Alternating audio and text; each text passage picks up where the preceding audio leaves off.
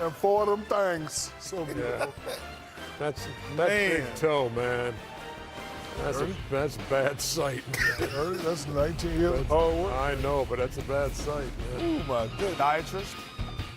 San Antonio Spurs and opening up against the Portland Trail Blazers, and Paul Millsap's had himself a big first half as Denver clings to a 3-point lead, 58-55. American Express halftime report here from Studio J in Atlanta. Ernie Johnson along with Kenny, Shaq, and Charles, our American Express teammates on the Denver side. Paul Millsap, whose high game against the Spurs was 20, has 17 in the first half.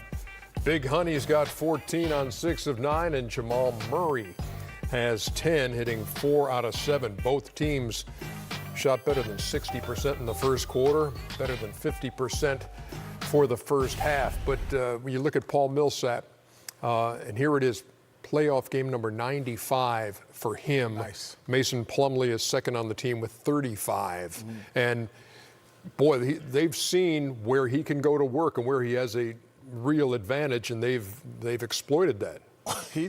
He's screaming, mouse in the house, mouse in the house. Mo Harkless is a good player, but he's too light. He's probably 40 pounds too light. He going right to the post and just punishing this guy. That's not a good example, but they got put Farik, he don't care. I mean, he's taking out these guys. He said, I'm too big, I'm too strong. Look here, this little guy got to get off me, little fella. But they just don't have enough weight in their ass, Ernie, plain and simple. He's taking it right down to the box. Can you slow it down and say that again? You just can't. They'll never have enough ass down there for it. Just taking those guys down there. It's like when you're in the weight room, Shaq would say, next time bring more. Yep. Them boys from Portland, they not bringing enough. I think lighting the cakes is a better way than I like not enough weight in their ass. Not enough weight in their ass, not enough weight in the cakes. Okay, Jet, what you got? Well, you know, I talked about the first game. First game I was talking about if you can run a play, but you got to make a play. And this time I'm talking about you can either take the play or you can make the play. Nobody's coming again. Well, we got you thinking. No, we're in your head. Oh, nobody's coming. Nobody. Hey, you got too much weight in your ass to come running, huh? Well played, Jet. Well played. So here we have the Denver on defense right now. So when they're on defense, one of the things that they're doing, they're trying to turn defense into offense as quickly as possible. Now as they go into the play, Damian Lillard is looking at screen across. They get the shot pretty much they want. This is a floater that pretty much in here that they always want to get. But then when you're off to the races and you're Harris and you freeze it here. Freeze it right here. So now let me the ball. It's either you're going to, good pass. Either you're going to come here and you're going to go, I'm going to just wait and run a play, or you're going to make a play and get to the basket. And what his decision is, I'm going to make a play and I'm going to force the defense to foul me instead of just waiting outside. That's good. And again here, we're moving the basketball around, moving it around here. You get it in. Millsap says too light in the cakes, everybody. They good double. They swing it, and they hope. You know what? I'm going to Denver. I'm going in the game. I'm going in the game tonight because this is just too much. I got to show it.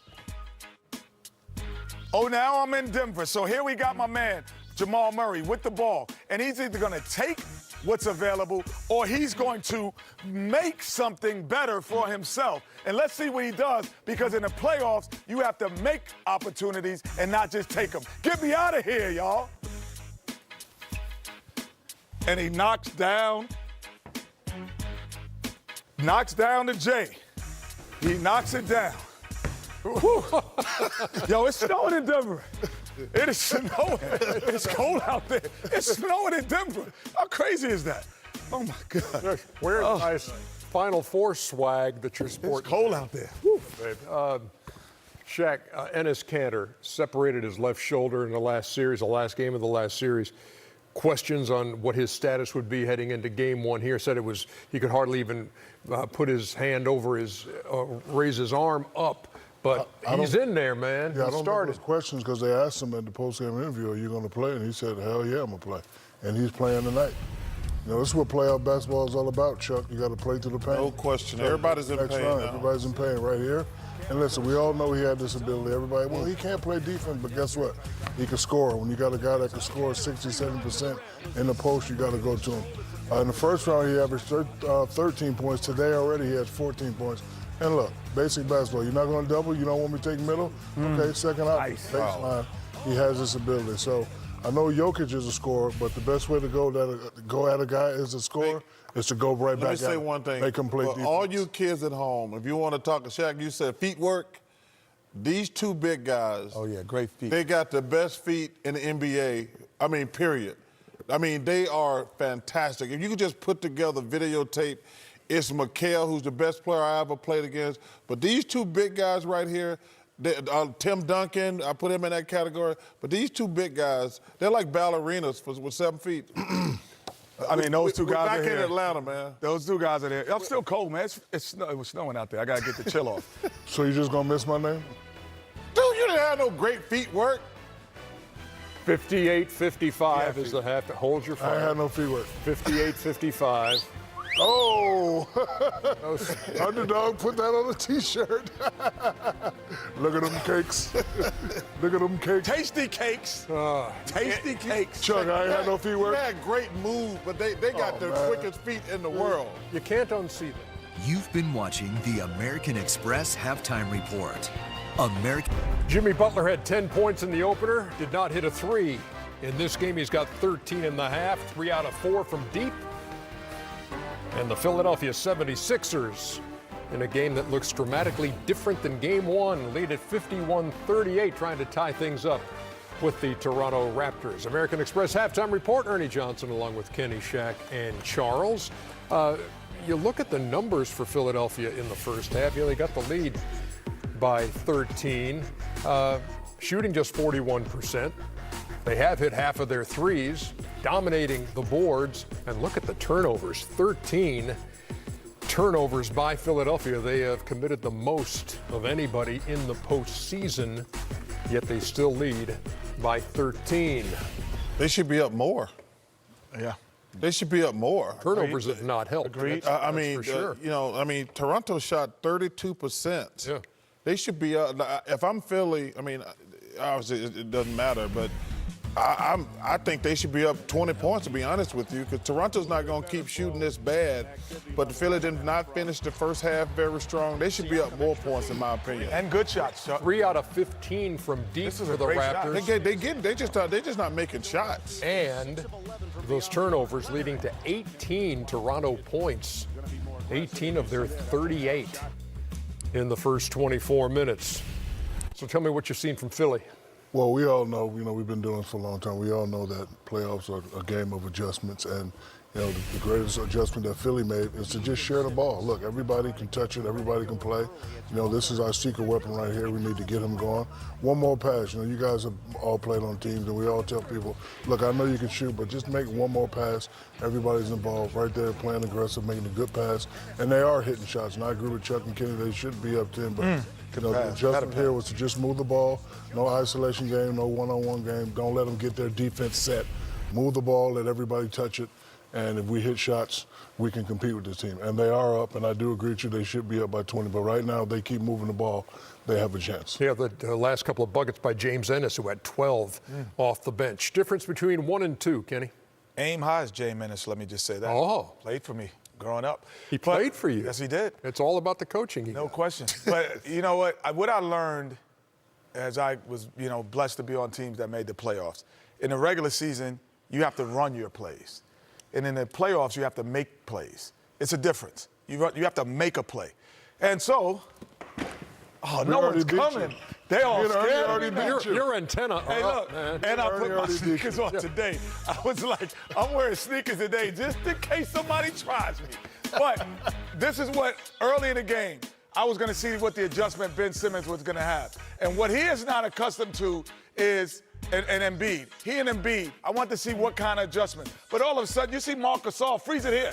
No one fights this guy this hard to be able to get him outside of the paint. So as the play developed, he normally would have been in the paint catching the ball. And this, ladies and gentlemen, Charles, for you, freeze it here. The difference between you scoring 25 points a game or 18 points a game, isn't it those five inches? No question. And he lost those 5 inches to Gasol, so all of a sudden now everything is much more difficult. So now the help is easier to come. Look at Leonard here, is easier help. He knows he's got to go there. How the help comes, throws it out of bounds. First play of the game, Ben Simmons, again, not used to the length and athleticism. I want to see the difference. First 2 plays of the game, there's the hands in the passing lane, and then there is an adjustment. Ben says, freeze it here. Once he's not there, I see the lane. I'm attacking as quickly as possible. Get into the lane. I'm at my advantage of what I do best. And the other guy I wanted to see was Tobias Harris. Don't run a play, make a play. Go ahead and make a play right here. Do it yourself. Get into the lane. Then you can run your offense. So there is an adjustment.